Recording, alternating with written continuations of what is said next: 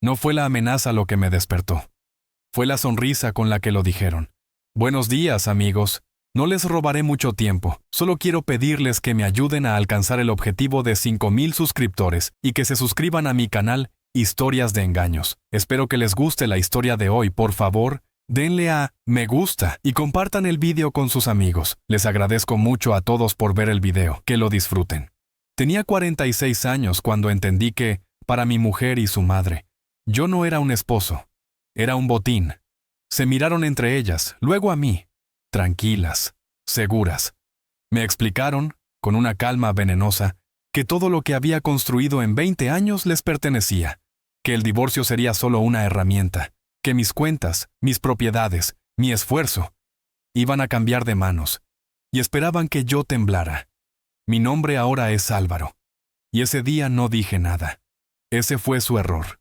Durante meses creyeron que mi silencio era miedo, que mi serenidad era resignación. No sabían que mientras planeaban cómo repartirse mi patrimonio, yo ya estaba firmando los documentos que las dejarían exactamente con lo que se merecían. Nada. Hay una ceguera especial en la codicia. Te hace creer que la paciencia es debilidad. Mi paciencia se rompió una tarde, en una cafetería discreta del centro de Zaragoza. Estaban sentadas frente a mí, café en mano, hablando de reformas. La cocina la cambiaría entera, decía mi suegra. Mármol italiano. ¿Y el salón? Más luz. Cuando Álvaro ya no esté, respondió mi mujer casi aburrida. No susurraban, no hacía falta. Ahí dejé de ser el proveedor. Y me convertí en el arquitecto de su caída. Si te gustan las historias donde la traición tiene consecuencias, quédate. Porque esto no fue rápido. Fue preciso. Durante casi 2 décadas mi vida tuvo una sola función: sostener. Me casé con Claudia cuando apenas teníamos 20 y pocos. Un piso alquilado en Valencia, humedad en las paredes y sueños grandes. Yo trabajaba sin parar, 12 horas al día. Primero en una empresa de transporte, luego, ahorrando cada euro, monté mi propia distribuidora. Mi lógica era simple. Si yo me rompía la espalda, mi familia estaría a salvo. Y así fue. Nunca faltó nada. Claudia no se preocupaba por facturas, seguros ni coches. Decía que llevaba la casa.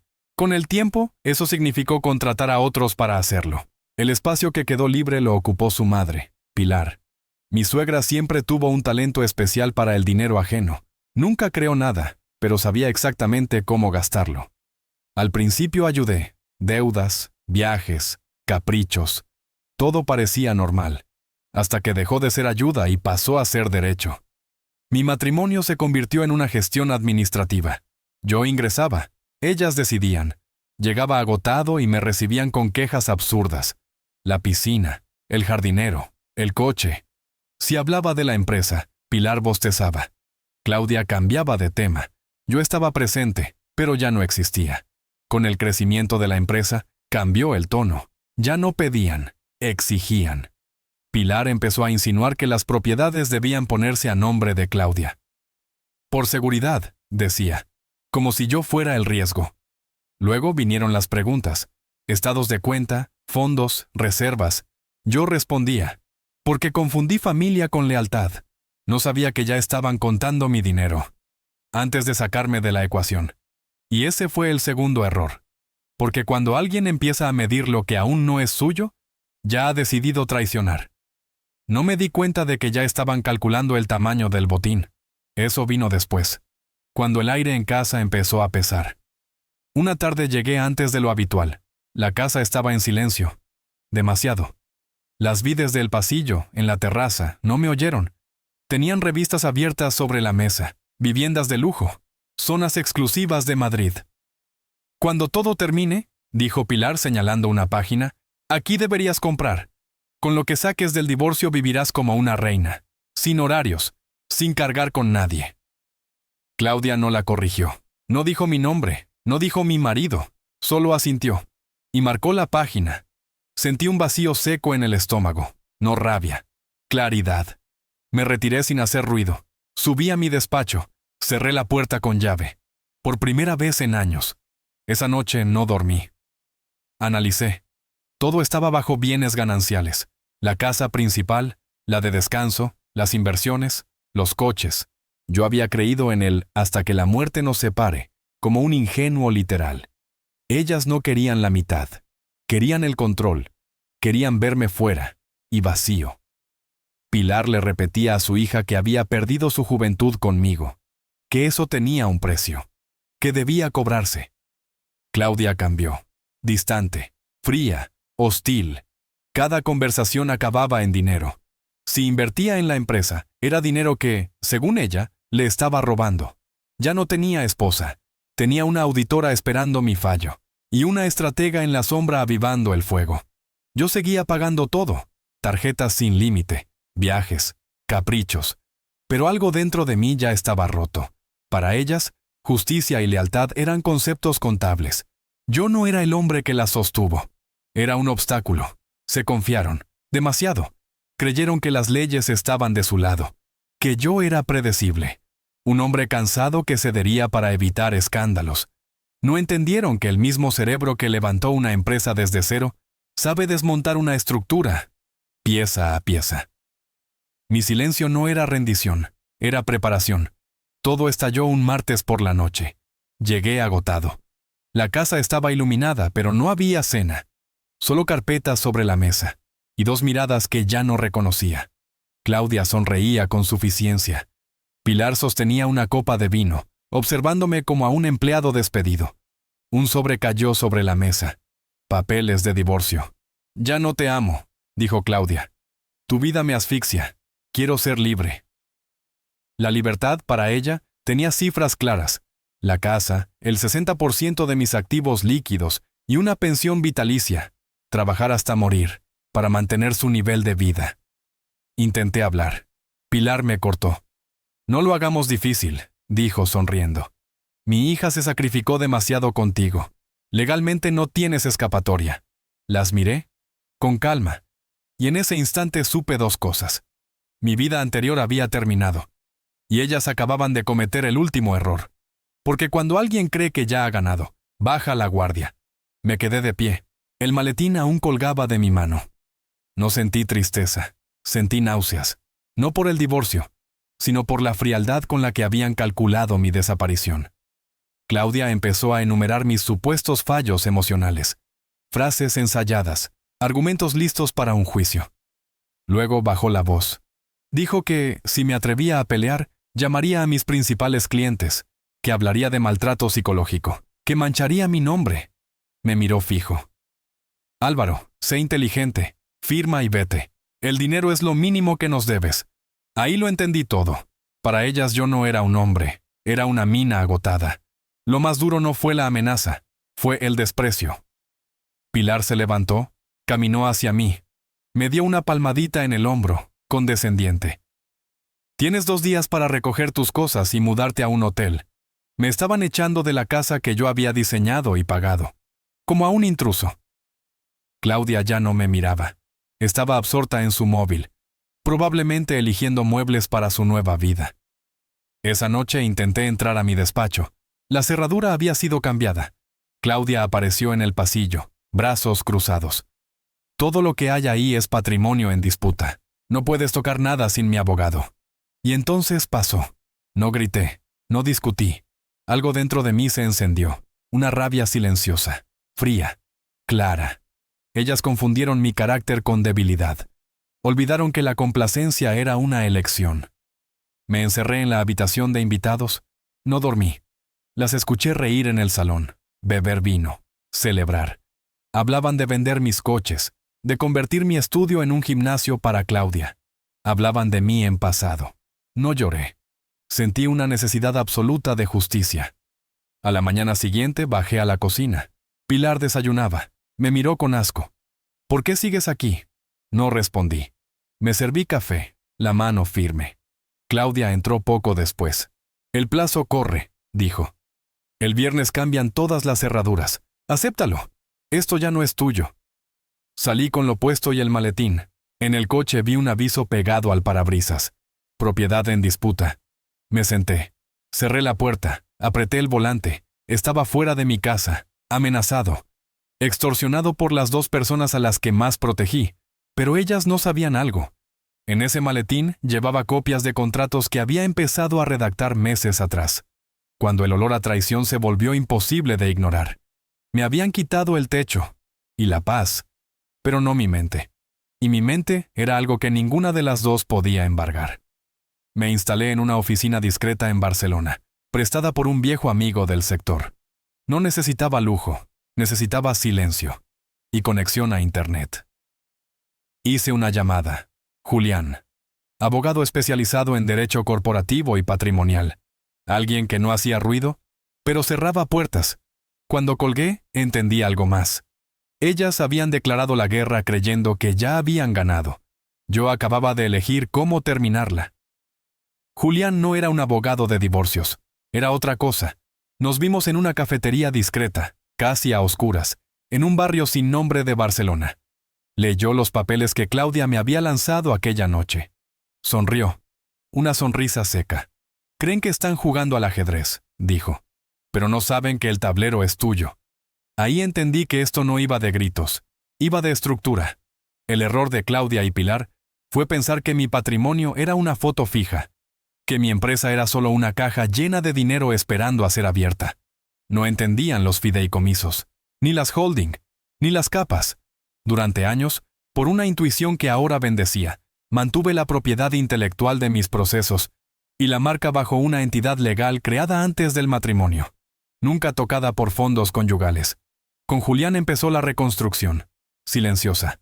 Primero, la asfixia controlada. Como administrador único, ordené una auditoría interna completa. Suspendí beneficios no esenciales, tarjetas corporativas incluidas, las que Claudia usaba como si fueran personales. Sabía que explotaría, pero legalmente, ante irregularidades, debía proteger a los socios, aunque el único socio real fuera yo. Pasé días revisando facturas de los últimos 5 años. Y entonces apareció. Pagos desviados, remodelaciones, una propiedad a nombre de Pilar. Fraude. No reaccioné. Archivé. Cada recibo, cada transferencia, cada firma falsa, una carpeta digital, encriptada. Mientras tanto, Claudia llamaba histérica, que no podía pagar yoga, que el club le había rechazado la tarjeta. «Estamos en auditoría», respondía yo, plano.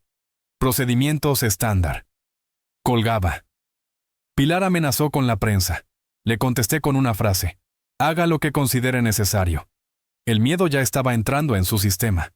Luego vino el movimiento maestro. El edificio donde operaba la empresa no era nuestro. Era de una sociedad de inversión que yo controlaba. Ejecuté una cláusula de rescisión. Cobré rentas atrasadas que había dejado acumular. A propósito, la empresa entró en insolvencia técnica controlada. En el juzgado de divorcio, el gran botín empezó a desaparecer. Legalmente, transformándose en deudas. Entonces encontré al aliado inesperado, el antiguo contable de Pilar. Despedido sin cobrar. Vivía modestamente. Le pagué lo que le debían, y habló. Me entregó registros completos, manipulación, transferencias, cuentas privadas. No solo querían mi dinero, ya estaban robando para huir. Julián y yo preparamos la contrademanda, no civil, penal. Administración fraudulenta, ocultamiento de activos. No quería discutir cuánto darles. Quería que explicaran por qué no debían ir a prisión. Me despertaba a las 4 de la mañana. Leyes, balances. Nunca me sentí tan vivo. Veía fotos de nuestra boda. No sentía tristeza, solo una certeza. Ellas creían que yo estaba arruinado. Solo estaban a punto de entender. ¿Qué pasa cuando el hombre al que traicionas deja de querer salvarte? Sentí algo parecido a la calma. La satisfacción de quien por fin ve el código oculto detrás de una estafa. Ellas me habían expulsado de mi casa. Yo las estaba expulsando de mi futuro. La red estaba cerrada. Solo faltaba que dieran el último paso, y lo dieron solas. La audiencia final no tuvo cámaras ni dramatismos, solo una sala con paneles de madera, luz fría y el zumbido constante del aire acondicionado. Claudia llegó con Pilar. Vestidas de negro, gafas oscuras. La imagen perfecta de víctimas sofisticadas. Me miraron con una mezcla de lástima y triunfo. Claudia dejó una carpeta sobre la mesa. Exigía la liquidación inmediata de la casa y acceso total a los fondos de la empresa. Su abogado habló de justicia compensatoria, mirando más su reloj que el caso. Yo no dije nada. Manos entrelazadas. Respiración tranquila. Julián esperó. No abrió el maletín. Dejó que terminaran su discurso sobre la fortuna que, según ellas, yo ocultaba. Cuando acabaron, sacó una tableta y la giró hacia ellas. Antes de hablar de reparto, dijo, plano, debemos hablar del origen de los activos. En la pantalla aparecieron transferencias, 36 meses, de Claudia, a cuentas privadas de Pilar. El color abandonó el rostro de Claudia en segundos. Pilar intentó hablar. Julián levantó la mano. Luego mostró el informe forense. Fondos corporativos usados para reformar una propiedad a nombre de Pilar. Fraude. Administración desleal. Esto ya no es solo un divorcio, continuó. Es evidencia penal. Silencio. Si llega a un juzgado criminal, ambas podrían enfrentar prisión por fraude organizado. El abogado de Claudia tragó saliva. Las miró buscando una explicación. No la hubo. Entonces hablé. Mi voz no tenía rabia, ni afecto. Creyeron que el dinero era suyo porque yo lo gané, dije. Pero olvidaron algo. El mismo hombre que crea riqueza sabe exactamente por dónde se escapa. Deslicé un documento más. La empresa, como parte afectada, había presentado una demanda de restitución. Y había más. Embargo preventivo. Sobre la casa de Pilar. Y sobre la vivienda donde vivía Claudia. La insolvencia técnica había hecho su trabajo. Los bienes ya no eran patrimonio a repartir. Eran activos para pagar acreedores. Y el principal acreedor era yo. Claudia empezó a temblar. No puedes hacernos esto. Soy tu esposa, susurró. La palabra sonó hueca. Pilar gritó. Me llamó monstruo. Amenazó con la prensa. Julián colocó el último documento sobre la mesa. Un acuerdo de confidencialidad. Renuncia total a cualquier reclamo económico. Tienen 10 minutos, dije levantándome. Firman y se quedan con lo que ya tienen. No firman. Y salimos directos a fiscalía. Miré a Pilar. Esa casa que remodelaste con mi dinero será subastada en menos de un mes. No hubo más gritos. Solo el sonido de un bolígrafo temblando. Firmaron. Salí sin mirar atrás. No gané dinero. Gané algo mejor. Paz. Porque al final no las destruí por venganza. Las dejé exactamente donde ellas intentaron dejarme a mí. Vacías. El silencio que vino después fue el más satisfactorio de mi vida. Los vi derrumbarse. La arrogancia se transformó en pánico. Claudia miró a Pilar buscando una salida que no existía. Por primera vez, mi suegra no tenía nada que decir. Su codicia las había llevado a un callejón sin salida. La única opción era salir con vida, sin botín. El abogado de ella se inclinó y susurró algo. No lo oí, pero lo entendí cuando bajaron la cabeza.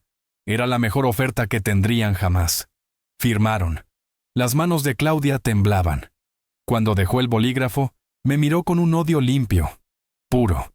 Ya no quedaba nada de la mujer con la que me casé. Yo no sentí nada, ni alivio, ni rabia, ni tristeza. Solo la certeza fría de que el orden se había restaurado. Habían planeado mi funeral financiero y terminaron enterrando sus propias ambiciones. Tomé el maletín, asentí a Julián. Salí sin mirar atrás. En el pasillo, el aire era distinto, más ligero. La traición tiene un precio. Y ese día, la factura se pagó completa. Meses después, a veces pienso en cómo acabó todo. No hubo celebraciones, no busqué validación. La casa se vendió para cubrir deudas. Ahora vive allí otra familia. Ojalá cuiden esos cimientos mejor de lo que nosotros lo hicimos. Claudia y Pilar acabaron en un piso pequeño, en una zona de la que antes se burlaban. Sé por terceros que casi no se hablan. La culpa es un ácido. Cuando el dinero desaparece, el resentimiento ya no tiene dónde esconderse. Mi empresa volvió a la normalidad, más sólida que nunca. Las fugas quedaron selladas. Aprendí algo que nadie enseña. La lealtad no se compra con estabilidad ni con lujos. Muchos hombres creen que proveer basta para ser respetados. No es verdad. El respeto nace de los límites. No perdí 20 años de mi vida. Pagué 20 años de lecciones. Camino por la calle y nadie lo sospecha. Pero este hombre tranquilo tuvo que desmontar su propia vida para salvar su dignidad. No busco pareja. No explico mi versión.